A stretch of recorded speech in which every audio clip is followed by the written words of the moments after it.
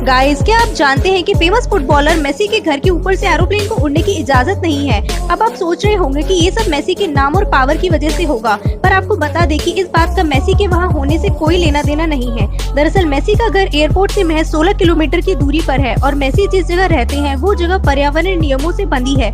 Spain के कानून के मुताबिक एरोप्लेन के उड़ने से काफी शोर होता है और उसके शोर से मेसी के घर के पास जो वन्य जीव हैं उन्हें काफी परेशानी होगी। इसी कारण एयरपोर्ट से उड़ान भरते ही एरोप्लेन्स को तुरंत ही समुद्र की तरफ ले जाने को कहा जाता है। वैसे आप कितनी बार प्लेन में बैठी हैं, कमेंट करके जरूर बताएं।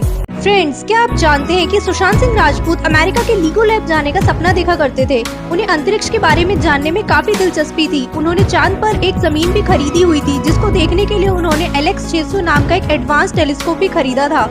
आपको ये जानकर हैरानी होगी कि उन्होंने वो टेलीस्कोप करीब 55 लाख रुपए में खरीदा था।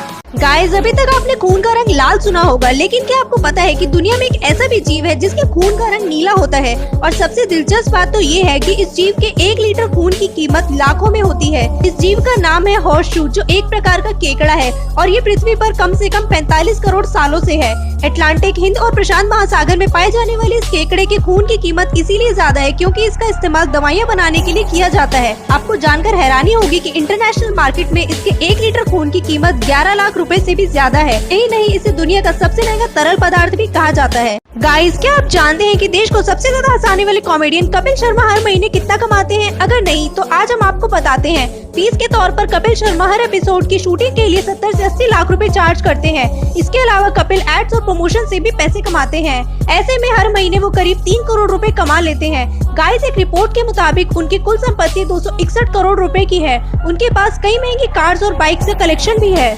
मुकेश अंबानी के पास करीब 25 करोड़ रुपए की वैनिटी वैन है। वे इकलौते ऐसे भारतीय बिजनेसमैन हैं जिन्हें जेड कैटेगरी सुरक्षा मिली हुई है, जिस पर उन्हें हर महीने 15 से 16 लाख रुपए खर्च करने पड़ते हैं। उनकी BMW 760 Li car bullet proof है। प्रधानमंत्री नरेंद्र मोदी के पास भी ऐसी ही हाईटेक कार है। मुकेश अंबानी ने अपनी पत्नी को ट्रैफिक में शादी के लिए प्रपोज किया था और कार को चलाने से मना कर दिया था जब तक वो हाँ नहीं करती। मुकेश अंबानी को फिल्में देखना बहुत पसंद है, इसीलिए उन्होंने अपने घर की 8वीं मंजिल पर 50 सीट का एक थिएटर बनवाया हुआ है। फ्रेंड्स, क्या कोई भी कंपनी का मालिक अपनी कंपनी में बने प्रोडक्ट का नाम अपने किसी वर्कर के नाम पर रख सकता है? शायद आप सोच रहे होंगे कि ऐसा कैसे हो सकता है, पर आपको बता दें कि ऐसा हुआ है। दरअसल सर रतन टाटा ने टाटा की फेमस कार रही टाटा सुमो का नाम अपने पूर्व MD सुमंत पुलगावकर के नाम पर रखा था। उनके नाम के पहले और दूसरे अक्षर का इस्तेमाल करके गाड़ी का नाम रखा गया था। इतना ही नहीं, 2 साल से बीमार चल रहे अपने पूर्व कर्मचारी से मिलने वे खुद उसके घर पुणे पहुंच गए और उनके परिवार का खर्च और बच्चों की पढ़ाई का जिम्मा उठाने का वादा भी किया। ऐसे और भी कई किस्से हैं जिनसे साबित होता है कि सर रतन टाटा अपने कर्मचारियों का बेहद ख्याल रखते हैं।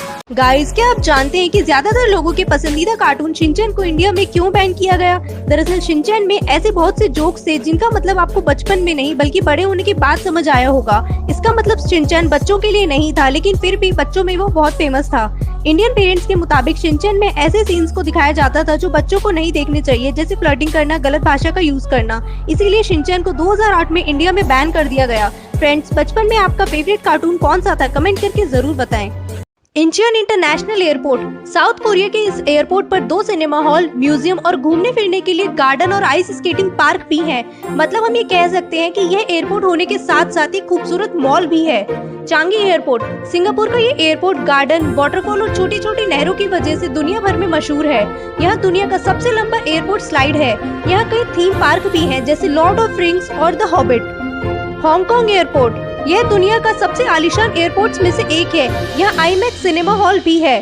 कुआलालंपुर एयरपोर्ट, मलेशिया के इस खूबसूरत एयरपोर्ट पर कंक्रीट की कई सारी इमारतें दिखने की बजाय इसके अंदर लोगों को हरियाली देखने को भी मिलती है, जो इसे और भी खूबसूरत बनाती है।